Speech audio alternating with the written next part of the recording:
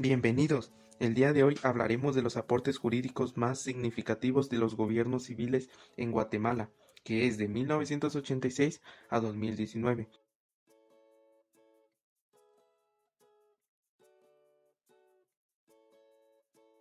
Pero antes de entrar en materia hay que saber qué es un gobierno civil. Pues un gobierno civil es aquel que se elige democráticamente a través de un sistema de participación ciudadana por medio de la votación libre, individual y secreta. En Guatemala, el primer gobierno civil en dirigir al país se da en 1986, luego de la Ley Electoral y de Partidos Políticos aprobada por la Asamblea Nacional Constituyente en 1985, el cual marca una luz de esperanza para Guatemala. Ahora sí, Marco Vinicius Cerezo Arévalo, el primer gobierno civil en ser electo democráticamente en Guatemala. Su mandato fue de 1986 a 1991, siendo este el número 40. Durante su gobierno se dieron aportes jurídicos en los cuales destacan la creación de la Procuraduría de los Derechos Humanos. Luego de su toma de posesión, el presidente Cerezo anunció que sus prioridades serían terminar con la violencia política y establecer el gobierno de la ley. Las reformas incluyeron nuevas leyes del habeas corpus y amparo, protección ordenada por tribunal, la creación de un comité legislativo de derechos humanos y el establecimiento en 1987 de la Oficina de la Procuraduría de los Derechos Humanos, la cual es la entidad estatal comisionada por el Congreso de la República de Guatemala para garantizar el cumplimiento de los derechos humanos establecidos en la Constitución Política de la República de Guatemala. La Corte Suprema también emprendió una serie de reformas para luchar contra la corrupción y mejorar la eficacia del sistema legal. Durante este gobierno se emitió la Ley de Universidades Privadas, Decreto 82-87. El fin de esta ley era ejercer vigilancia sobre las universidades privadas, de acuerdo con el reglamento que se emita y el cumplimiento de las disposiciones de esta ley, sin coartar la libertad que gozan esas universidades para desarrollar sus actividades académicas y docentes, así como para el desenvolvimiento de sus planes y programas de estudio. Jorge Serrano Elías, que gobernó de 1991 a 1993. Durante su gobierno se creó el Bono 14, que es una bonificación que los patronos deben pagar a sus empleados durante los primeros 15 días de julio. Se paga cada año y está regulada a través del Decreto 42-92 del Congreso de la República, el cual establece la ley de bonificación anual para trabajadores del sector privado y público. El 25 de junio de 1991 se firmó el Acuerdo Marco sobre la Democratización para la Búsqueda de la Paz por Medios Políticos, o Acuerdo de Querétaro. Fue el primero de los 12 acuerdos de paz suscritos por el Gobierno de Guatemala y la Unidad Revolucionaria Nacional Guatemalteca, URNG, para alcanzar soluciones pacíficas a los principales problemas que se generaron durante el conflicto armado interno.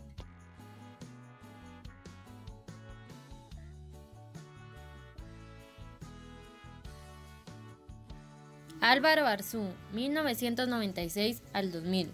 Aportes más importantes. Acuerdo de Paz, 1996. El Acuerdo de Paz firme y duradera, suscrito el 29 de diciembre de 1996 en la ciudad de Guatemala. Contenido del acuerdo. La importancia del Acuerdo de Paz firme y duradera radica en construir el instrumento jurídico por medio del cual se pone fin a un conflicto armado de más de 3 décadas, el segundo más antiguo de América Latina. El acuerdo es una síntesis de los instrumentos suscritos en la fase de pláticas directas del proceso de paz guatemalteco. Ley de Intervención Extranjera, Decreto 998 del Congreso. El Congreso de la República de Guatemala, considerando que de conformidad con la Constitución Política de la República de Guatemala es obligación fundamental del Estado proteger la formación del capital, el ahorro y la inversión y crear las condiciones adecuadas para promover la inversión de capitales nacionales y extranjeros. Acuerdo sobre aspectos socioeconómicos y situación agraria, 1996. Fue firmada el 6 de mayo de 1996 por la Comisión Presidencial para la Paz, Comandancia General de la Unidad Revolucionaria Nacional Guatemalteca, URNG. El mismo acuerdo resaltó que el desarrollo socioeconómico requiere justicia social. La realidad que se construyó desde 1996 fue opuesta. Acuerdo de fortalecimiento del poder civil y función del ejército en una sociedad democrática. fue firmado el 19 de septiembre de 1996. La interpretación, que con una visión más futurista debida llamarse función del ejército, es una sociedad semidemocrática. Alfonso Portillo, 2000 al 2004. Aportes más significativos. Ley contra el lavado de dinero y otros activos. Esta se encuentra vigente desde el 17 de diciembre del 2002. El delito de lavado de dinero surge como una figura delictiva en el ordenamiento jurídico guatemalteco a través de la Ley Narcoactividad, Decreto 4892 del Congreso de la República de Guatemala, en donde por primera vez se establecen las transacciones e inversiones ilícitas. Sin embargo, a pesar de que el epígrafe no manifiesta el concepto de lavado de dinero, incipientemente regula el tipo penal que conforman estas transacciones, el cual se desarrolla en una forma más técnica y extensa. En la Ley contra el lavado de dinero u otros activos, Decreto 67-2001 del Congreso de la República de Guatemala. Oscar Berger, 2004 al 2008. Aportes más significativos. La creación de la CICIG como una contribución histórica en pro de la justicia. El 12 de septiembre del 2006, las Naciones Unidas y el Gobierno de Guatemala firmaron el acuerdo relativo a la creación de una Comisión Internacional contra la Impunidad en Guatemala, CICIG, el cual, tras la aprobación de la Corte de Constitucionalidad en mayo del 2007, fue ratificado posteriormente por el Congreso de la República el 1 de agosto del 2007. Surgió así la CICIG como un órgano independiente de carácter internacional cuya finalidad es apoyar al Ministerio Público, la Policía Nacional Civil y a otras instituciones del Estado, tanto en investigación de los delitos cometidos por integrantes de los cuerpos ilegales de seguridad y aparatos clandestinos de seguridad como en general de las acciones que atiendan al desmantelamiento de estos grupos. Congreso de la República de Guatemala, Decreto número 32/2006. Ley Orgánica del Instituto Nacional de Ciencias Forenses de Guatemala. Se crea el Instituto Nacional de Ciencias Forenses de Guatemala, que podrá denominarse INACIF, como una institución auxiliar de la Administración de Justicia con autonomía funcional, personalidad jurídica y patrimonio propio. Tiene competencia como la ley.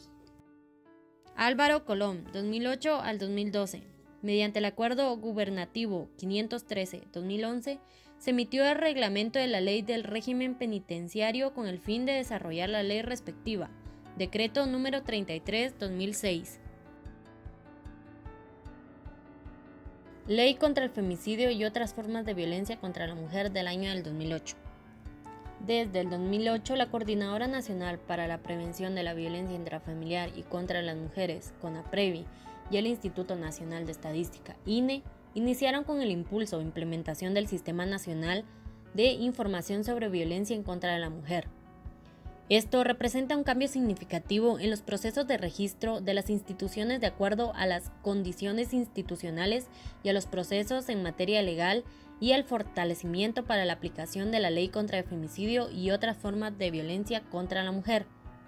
En el 2011, la CONAPREVI evacuó la audiencia concedida por la Corte de Constitucionalidad en virtud de la acción de inconstitucionalidad de la ley de carácter general parcial a los artículos 5, 7 y 8 de la Ley contra el Femicidio y otras formas de violencia contra la mujer, solicitando que esta acción sea declarada sin lugar.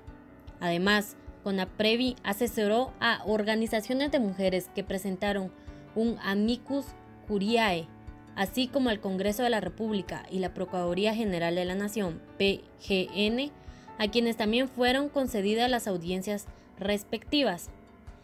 La Secretaría Presidencial de la Mujer, SUPREM, con el fin de promover y proteger los derechos laborales de las mujeres, insistió en el Congreso de la República por la aprobación de 2 iniciativas de ley que regulen la labor de las y los trabajadores domésticos, siendo estas las 2131 y 3467. Estas propuestas tratan sobre el trabajo agrícola, la individualización del trabajo de las mujeres, desligándolo totalmente del hombre, y tiene como propósito lograr la equidad en el trabajo de los hombres y de las mujeres, así como la igualdad salarial. Se emitió el Acuerdo Gubernativo 320-2011 que aprueba el reglamento a la Ley de Idiomas Nacionales. Reforma a la Ley de Atención a las Personas con Discapacidad, mediante el Decreto 05/2011.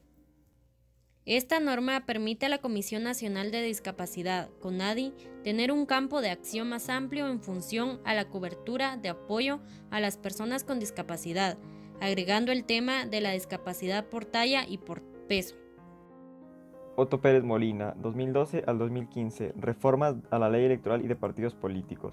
El 13 de agosto del 2015, el Congreso aprobó una serie de reformas de la ley electoral y de partidos políticos y envió su dictamen a la Corte de Constitucionalidad para verificar si el máximo tribunal tenía objeciones. Las modificaciones a la ley electoral y de partidos políticos, aprobadas con el voto de 122 de 158 legisladores, ordenan la democratización de los partidos políticos, la fiscalización de la financiación pública y privada, la validez del voto nulo y el sufragio en el extranjero. Entre otras medidas, también prohíbe la reelección de un diputado para más de 2 periodos. Las reformas han sido solicitadas por organizaciones sociales y privadas después de que el Ministerio Público y la CICIG desarticularan 13 redes de corrupción en los 3 poderes del Estado.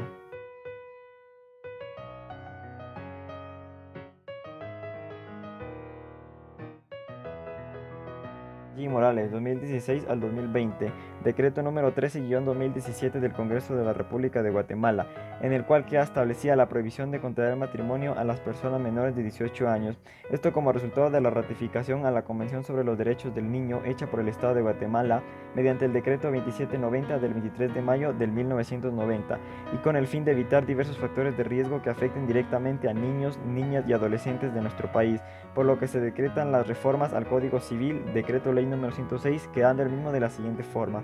Artículo 1. Se deroga el artículo 82 del Código Civil, en el cual se establecía que de manera excepcional y por razones fundadas se podía autorizar el matrimonio de menores de edad con edad cumplida de 16 años. Artículo 2. Se reforma el artículo 83 del Código Civil, mismo que establecía que no podían contraer matrimonio ni autorizarse de manera alguna el matrimonio en menores de 16 años de edad, el cual quedó de la siguiente manera. Artículo 83. Prohibición de contraer matrimonio. No podrán contraer matrimonio ni autorizarse de manera alguna el matrimonio en menores de 18 años de edad.